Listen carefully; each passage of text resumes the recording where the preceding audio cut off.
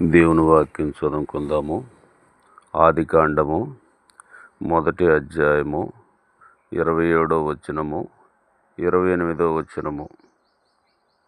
దేవుడు తన స్వరూపమందు నరుని సృష్టించెను, దేవుని స్వరూపమందు వారిని సృష్టించెను, స్త్రీనిగాను పురుషునిగాను వారిని సృష్టించెను. దేవుడు వారిని ఆశీర్వదించెను, ఎట్లనగా మీరు ఫలించి అభివృద్ధి పొంది విస్తరించి భూమిని నిండించి దాన్ని లోపరుచుకొనుడి. సముద్రపు చేపలను ఆకాశ పక్షులను భూమి మీద ప్రాకు ప్రతి జీవిని వేలుడని దేవుడు వారితో చెప్పెను. చాలు.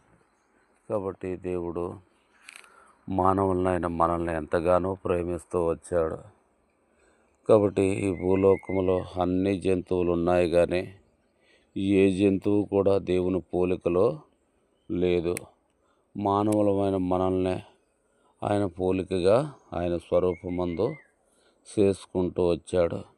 చేసిన తర్వాత దేవుడు మనల్ని ఆశీర్వదిస్తూ వచ్చాడు.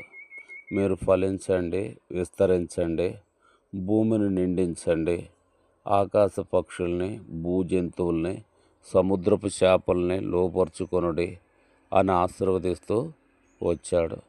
కాబట్టి దేవుడు మనల్ని ఎలా ప్రేమిస్తూ వచ్చాడో, ఎలాగూ కృప చూపుతూ వచ్చాడో, మనమంటే దేవునికి ఎంత ఇష్టమో దీన్ని బట్టి మనం తెలుసుకుందాం.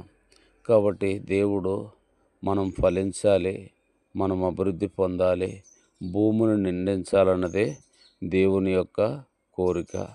కాబట్టి మానవులను చేసిన రాడే దేవుడు ఆశీర్వదిస్తూ వచ్చాడు, దీవిస్తూ వచ్చాడు.